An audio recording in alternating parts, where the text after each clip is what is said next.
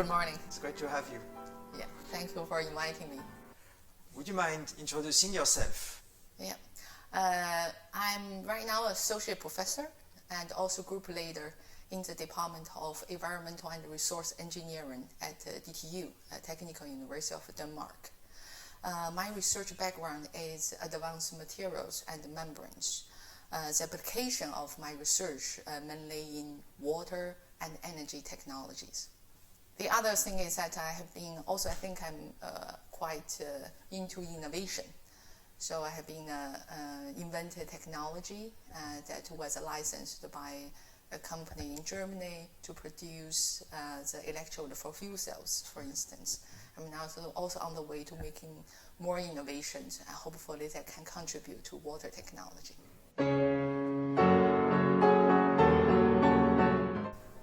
So you've been very successful at attracting funding, and your group is proof of that.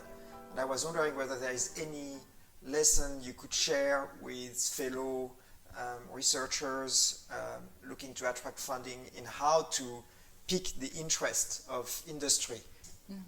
I think a lot of my colleagues are more successful than me. I'm still on the learning path. But for me, what it really teach me is, especially during the EMBA education, is to learn a different set of language on the business side.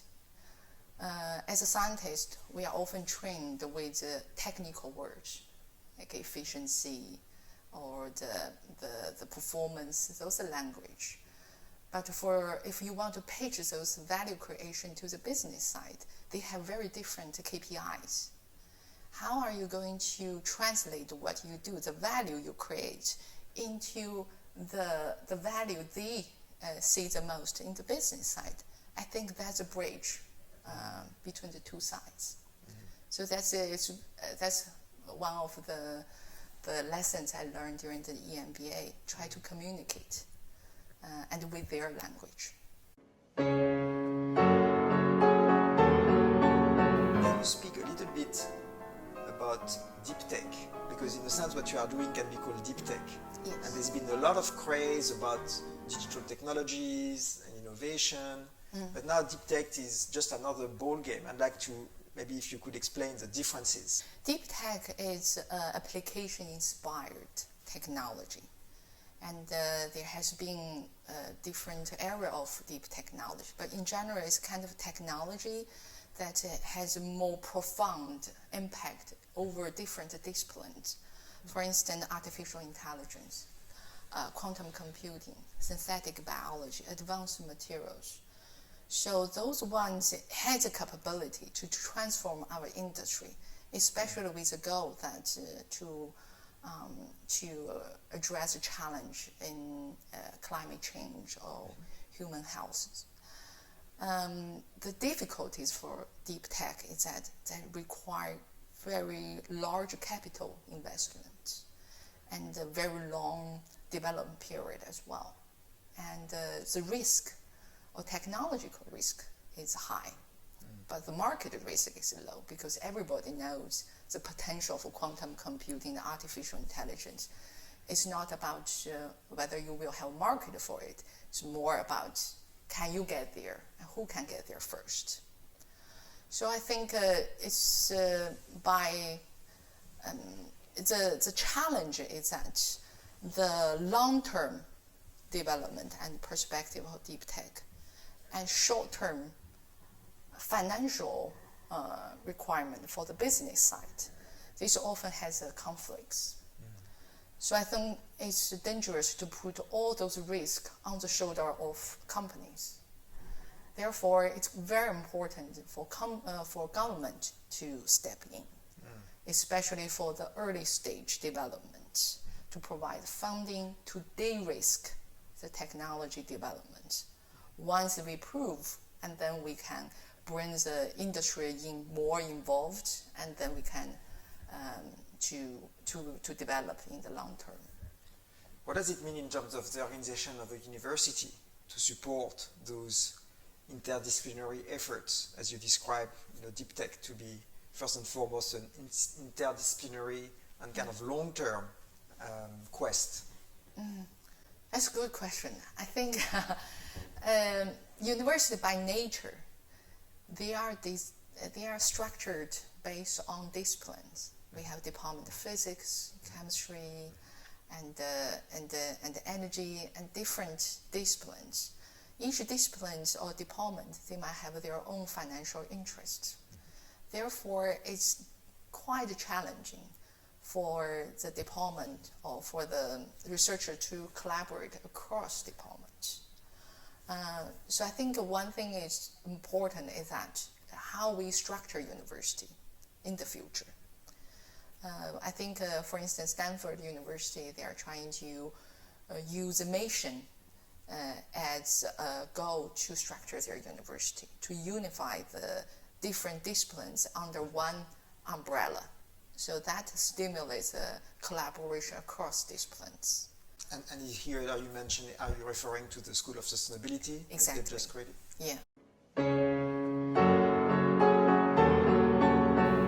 Leading a group of researchers, 10 people, what does it call from you to lead those people, that group, in these days? What kind of leadership is needed? I think the leadership at first is that you need to focus on the intrinsic motivation. I think in the past, often I see the leadership is more project and task driven. So for instance, they have a project, I need that person to do that task. And that is more like management. But for me, especially we are from the university, we also carry the education part. So it's very important for me on the first day, I already understand what is their dream and their plan for their future. And then I try to align their interests with the project's goal and try to find a path to go forward. That's very important to create the passion, or it inspire the passions for the students or the researcher to go on the project.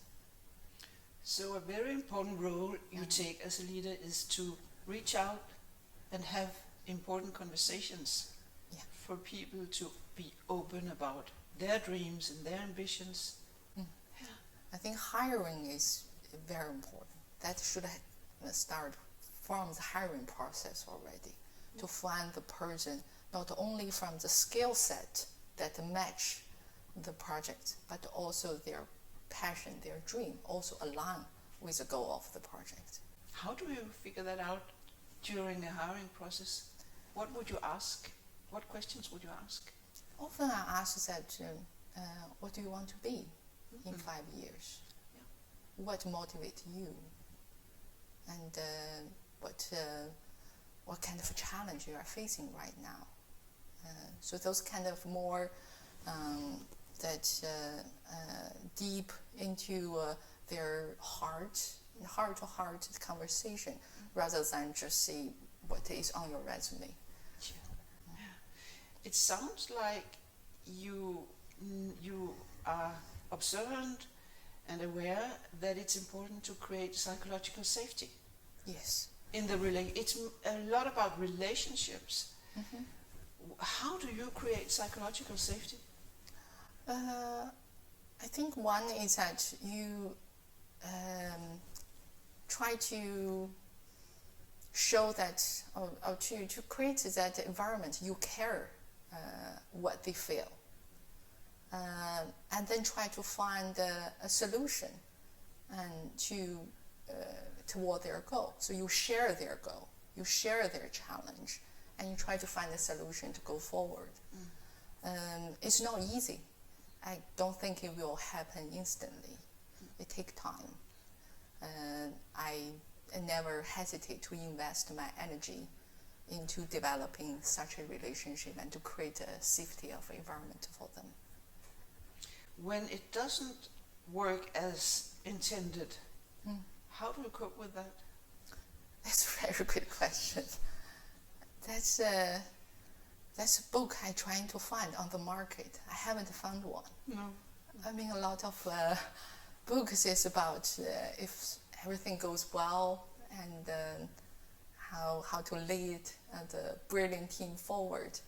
But if you have a person that it doesn't work out, and sometimes you might also have a toxic person in your team, how do you cope with that?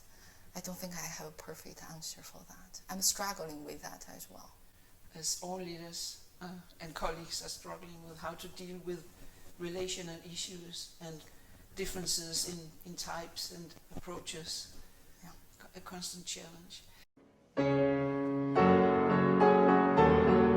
If you should give an advice for a young person to develop as a skilled researcher and maybe even leading research, what would be your advice? My advice is that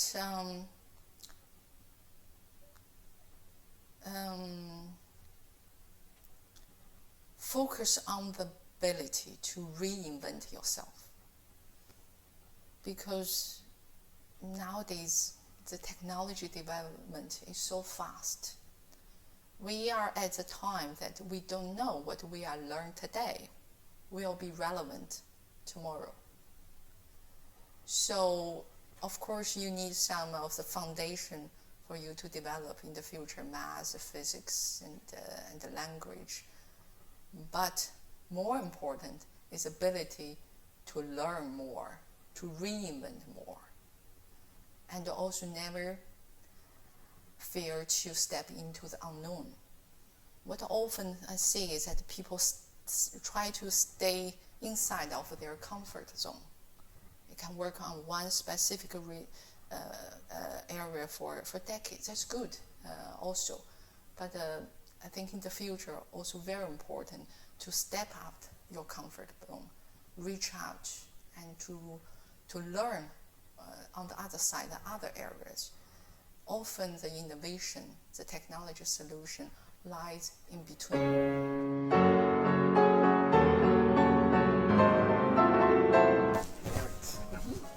What did you notice about Angela?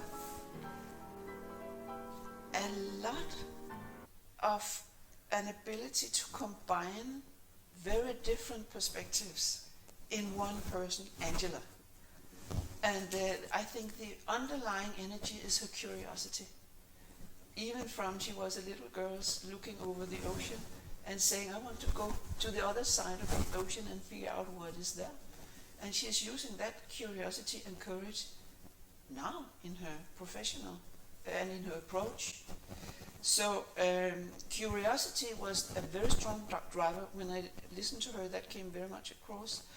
But also making an impact. What strikes me as well is how well-rounded she is, right? Yeah. She's not just a physicist or chemist, or she's also a business person, and then a team leader, a teacher.